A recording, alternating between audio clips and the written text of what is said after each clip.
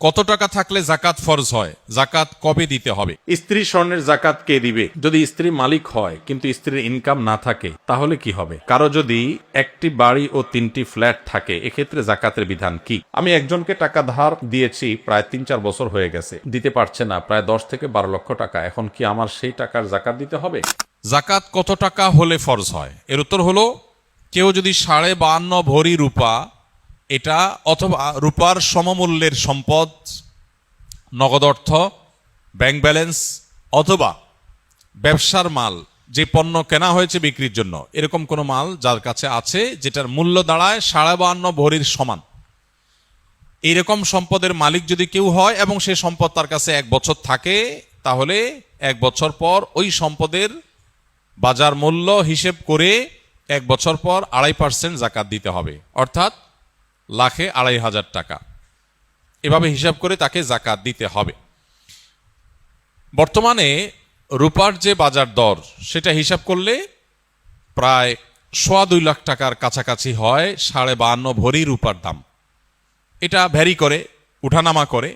একেবারে খুব রিসেন্ট যে এখন 2026-এর ফেব্রুয়ারি মাস চলছে, এই সময়টাতে রূপার যে বাজার দর আছে সেটা হিসাব করে দেখা গেছে যে 2.25 লাখ টাকার কাছাকাছি। এক্সাক্ট আপনি যখন দিবেন রূপার দরটা জেনে নিয়ে যে 52.5 ভরি বা 52.5 তোলা রূপার দাম কত, সেটা হিসাব করে যদি দেখেন যে এটা আপনার সম্পদ এই পরিমাণ হয়ে গেছে, তাহলে সবটুকুর জাকাত দিতে হবে। এমন না যে এর অতিরিক্তটা জাকাত, বরং সবটুকুর জাকাত দিতে হবে। জাকাত দেওয়াটাকে জরিমানা মনে করা এটা কিয়ামতের আলামত। সহিহ বুখারীতে আসছে, নবী সাল্লাল্লাহু আলাইহি ওয়াসাল্লাম বলেছেন, একটা সময় আসবে মানুষ যখন জাকাত দেওয়াটাকে তার জন্য অর্থদণ্ডের মতো বিষয় মনে করবে, জরিমানার মতো বিষয় মনে করবে। এটা ভুল ধারণা আমাদের সমাজে। কারণ আমরা মনে করি যে জাকাত দিলে বোধহয় লস হয়ে যায়, কমে যায়। বরং জাকাত দিলে এটা তো আমার আখিরাতের অ্যাকাউন্টে জমা হয়ে গেল, এটা বরং আমার স্থায়ী হয়ে গেল, নিশ্চিত হয়ে গেল, বাকিগুলোর গ্যারান্টি নেই। এজন্য জাকাত দিতে পারাটা সৌভাগ্যের বিষয়। আর জাকাত কখন ফরজ হয়? এর উত্তর হলো যে জাকাত ফরজ হয় প্রত্যেকটা ব্যক্তির অর্থ বছরের আলোকে। সবার অর্থ বছর একরকম নাও হতে পারে। ধরুন আমি জিলহজের 1ম তারিখে জাকাত দেওয়ার মতো সম্পদের মালিক হয়েছি, তাহলে পরবর্তী বছর জিলহজের 1ম তারিখে আমার জাকাত আসবে। কেউ যদি মুহররম মাসে জাকাত দেওয়ার মতো সম্পদের মালিক হয়ে থাকে, তাহলে 1 বছর পর মুহররম মাসে তার জাকাত তার উপরে বর্তাবে। তো জাকাত বর্ষ এটা নির্ভর করে ব্যক্তি কখন সম্পদের মালিকানা আসছে তার উপরে। এখন কেউ যদি জাকাত দেওয়ার সুবিধার্থে, হিসাব করার সুবিধার্থে সে যদি একটু আগে দিয়ে দেয়, ধরা যাক যে আমার জিলহজে আসে, আমি রমজানে দিয়ে দিলাম হিসাব করে, কোনো অসুবিধা নেই, জাকাত অগ্রিম দেওয়া যায়, যে প্রতি বছর আমি রমজানে দিলাম, সমস্যা নেই। আমাদের সমাজে অনেকে মনে করে রমজান মাসেই জাকাত দিতে হয়, জাকাত রমজান মাসেই শুধু দিতে হয় এমন কোনো কথা নেই। তবে এটা ঠিক, রমজান মাস আমলের মাস, সওয়াবের মাস, এ মাসে আমরা বেশি বেশি সওয়াব হাসিল করার চেষ্টা করব ইনশাআল্লাহ বিইذনিল্লাহ। সেই জায়গা থেকে আমরা নফল দান, অন্যান্য সাদাকা করব এবং বিশেষভাবে যদি জাকাত দেওয়ার চেষ্টা করি ইনশাআল্লাহ, সেটাও আল্লাহ তাআলার কাছে আমরা বিশেষ আজরের আশা করতে পারি। স্ত্রী স্বর্ণের জাকাত কে দিবে? যদি স্ত্রী মালিক হয় কিন্তু স্ত্রীর ইনকাম না থাকে তাহলে কি হবে? স্বর্ণ বিয়েতে কিংবা বিভিন্ন উপহারের মাধ্যমে পেয়েছে, স্ত্রীর স্বর্ণ গহনার মালিক কে? আগে সেটার উত্তর দেন। বইয়ের স্বর্ণের মালিক কে? কে বলতেছে? স্বামী? চাচা আপনি? আপনি চাচির সারা জীবন স্বর্ণ দিয়ে কাম করছেন? লা হাওলা ওয়ালা কুওয়াতা ইল্লা বিল্লাহ। এটা একটা কাজ করলেন চাচা, চাচির সব স্বর্ণ দিয়ে বলছেন মালিক আমি, মানে আপনি মালিক। চাচু যদি এটা শুনে, ভাত তো আর জুটবে না কপালে বাবা। আচ্ছা আপনারা বলেন, বউয়ের স্বর্ণের মালিক কে? বউ নিজে? বুঝে উত্তর দিছেন? যারা বিয়ে করছেন, যাদের বউ আছে, এবার একটু মিলান, দাবির সাথে বাস্তবতায় মিলান। আপনারাই দাবি করছেন যে বউর স্বর্ণের মালিক সে, ঠিক আছে। এবার আমার উত্তর দেন, বউ যদি কালকে স্বর্ণ দোকানে যায়া তার স্বর্ণগুলা বিক্রি করে বলে আমি কটকটি খাবো, আপনি কিছু বলবেন না? বলবেন না? বাস্তবতা বলেন, আমাদের সমাজের বাস্তবতা। স্বামী যদি, বউ যদি যায় তার সব স্বর্ণ বিক্রি করে টাকা পয়সা আয় না, কিছু তার বাপেরে, কিছু তার মায়েরে, মানুষকে দিয়ে দিল, তার মনে হয় একটু চাইনিজ কিনে আনলে খাইলো, একটু শাড়ি চুড়ি কিনলো, টাকা উড়াইলো, আপনি কি কিছু বলবেন নাকি বলবেন না? শুধু বলবেন না আরো কিছু? সব ফেরেশতা নাকি এলাকার মানুষ? শুধু বলবেন না আরো কিছু বলবেন? যে তোমার সাহস কত বড়, কলিজা কত বড় তোমার, এত কষ্ট করে আমার রতের কামাই করা স্বর্ণের টাকা বিদেশ থেকে আনছি, কষ্ট করে জমাইছি, কিনছি, আর তুমি যা বেঁচে আসলে একটাবার জিজ্ঞাসা করলা না? তোমার কত বড় কলিজা। সেদিন এসপার ওসপার কিছু একটা হবে কি হবে না? তাহলে একটু আগে বললেন বইয়ের স্বর্ণের মালিক বউ, এখন আবার যে মালিক তার জিনিস সে বিক্রি করলে আপনি বলার কে? কথা কি বুঝছেন না বুঝেন নাই? আমাদের দেশে স্বামী স্ত্রীর পারস্পরিক টাকা পয়সা, স্বর্ণ গয়না, এগুলোর ক্ষেত্রে বড় ধরনের একটা ঘাপলা আছে। ঘাপলা ঘাপলা ঘাপলা বুঝেন? একটা গোজামিল আছে, গোজামিল।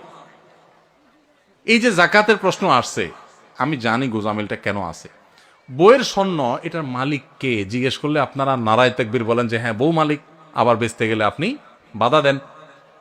আবার বিদেশ যাওয়ার সময় বলেন যে স্বর্ণগুলা দাও, বেচে দিই, কত স্বর্ণ হয়ে যাবে। তো সে মালিক হলে আপনি নেওয়ার কে?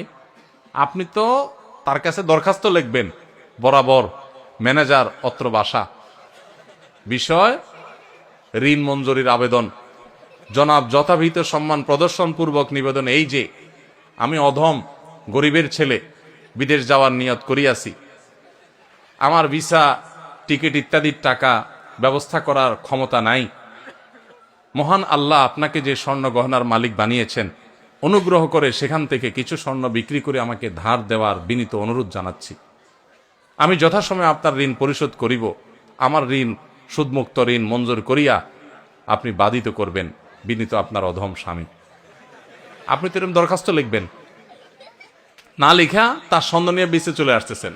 তাহলে বোঝা গেল মুখে বলতেছেন সে মালিক, বাস্তবে কিন্তু আপনার আচরণ দ্বারা প্রমাণ করতেছেন সে মালিক না, তাকে আপনি জাস্ট দিছেন, মনে চাইলে নিয়ে যাচ্ছে। স্বামী স্ত্রীর অ্যাকাউন্ট একেবারে পরিষ্কার হতে হবে। অনেক মহিলা আছে ওই স্বামীর পকেটের টাকার ক্ষেত্রে একই কাম করে, মনে করে আরে আমরাই তো। এত সোজা না। স্বামীর পকেট থেকে টাকা নেবেন, স্বামীর পারমিশন লাগবে, এটা তার, আপনার স্বর্ণ আপনার, তার টাকা তার। আমরা এই সমস্ত কথা উঠাইলে, স্বামী স্ত্রী যদি এই সমস্ত কথা উঠায়, স্ত্রীরাও বোকা কিসিমের, তারাও বুঝতে চায় না, বলে তুমি কি আলাদা করে দিচ্ছ আমাকে? এটা কোনো কথা? এগুলো আমার স্বর্ণ, আমি যা ইচ্ছা তা করবো, ওইগুলো তোমার টাকা, তুমি এত এত দূর দূর করলে কি স্বামী স্ত্রী থাকা যায় নাকি একসাথে? বাঙালি আমরা অতি ভালো সাজি, অতি ভালো সাজি, এরপর যখন বেজাল লাগে এবার টানাটানি শুরু হয়। ইসলাম বলে এই সমস্ত অতি ভালো সাজার সুযোগ প্রত্যেকের অ্যাকাউন্ট তার তারটা, যার যারটা তার তার কাছে। বুঝেন নাই কথা? স্বামীকে আপনি মোহরের টাকা দিয়েছেন, এটা তার, তিনি যা ইচ্ছা তা করবেন। আপনাকেও চাইলে কিছু দিতে পারেন, ঠিক আছে মোহরের টাকা পাইছি, আমি বড়লোক হয়ে গেছি, তুমি গরিব মানুষ নাও, তোমারটা দিলাম আল্লাহর রাস্তে, দিতে পারে। তো স্ত্রীদের স্বর্ণের জাকাত তারা দিবে যদি তারা মালিক হয়, আর যদি আপনি তারা ব্যবহার করতে দেন। অনেক বিদেশি প্রবাসী লোক আছে, বিদেশ থেকে স্বর্ণটন্য পাঠায়, বোরে দেয়। আসলে বোরে দেয় হলো ব্যবহার করার জন্য। বোরে কি দেয়? মালিক বানায় দেয় না। মালিক কিন্তু সে, মতলব খারাপ, বেঁচে ফেলবে, এই জন্য বউর কাছে দেয় শুধুমাত্র। তাহলে এক্ষেত্রে জাকাত স্বামী দিবে যদি মালিক স্ত্রীকে না বানায়। ক্লিয়ার যদি বলে দেয় এটা তোমাকে মানা দিছে, তুমি মালিক। অবশ্যই সে যদি এটাকে যত্রতত্র বিক্রি করে টাকা পয়সা নষ্ট করে, যেমনে সেমনে খরচ করে, স্বামী হিসাবে অবশ্যই তিনি তাকে পরামর্শ দিবেন। সেটা হবে হিতাকাঙ্ক্ষী সুলভ, সেটা খবরদারি সুলভ না যে তুমি এটা কাজ করলা, যেন তেনভাবে করে ফেলছো, তোমারই তো জিনিস, তোমারই কাজে লাগতো, আর একটু ভালো কাজে লাগাইতা, আরো দাম বাড়তো, তখন দাম পাইতা, আমার একটু জিজ্ঞেস করতা কোথায় একটু বেশি ভালো দাম পাওয়া যায়, ইত্যাদি ইত্যাদি। হিতাকাঙ্ক্ষী সুলভ আপনি সেখানে কথা বলতে পারেন, সেটা না করে আপনি করেন কি খবরদারি সুলভ। ঠিক না ঠিক? এগুলো করা যাবে না। তাহলে স্ত্রীর গহনা জাকাত স্ত্রী দিবে। এখন প্রশ্ন হলো স্ত্রীর গহনা জাকাত যে দিবে, বেচারে টাকা পাবে কই? উত্তর হলো মোহর দেন নাই নিশ্চয়ই। মোহর যদি দিতেন তাহলে মোহরের টাকা থেকে রেখা রেখা সে খরচ করতো, জাকাত দিতে পারতো। আবার মাসে মাসে বউরে একটু হাত খরচের টাকা তো দিবেন, সেটা থেকে সে দিতে পারে। আবার যদি সে তার ওই স্বর্ণ থেকে কিছু অংশ বিক্রি করে জাকাত দেয়, সেই সুযোগও আছে।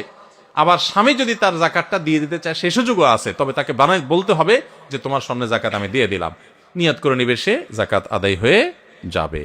কারো যদি একটি বাড়ি ও 3টি ফ্ল্যাট থাকে, এক্ষেত্রে জাকাতের বিধান কি? বাড়ি কিংবা ফ্ল্যাট এটার ভাড়া দিয়া তার সংসার চলে, এরকম যদি হয় তাহলে সেক্ষেত্রে তার ওই বাড়ি বা ফ্ল্যাটের মূল্যের উপরে জাকাত আসবে না।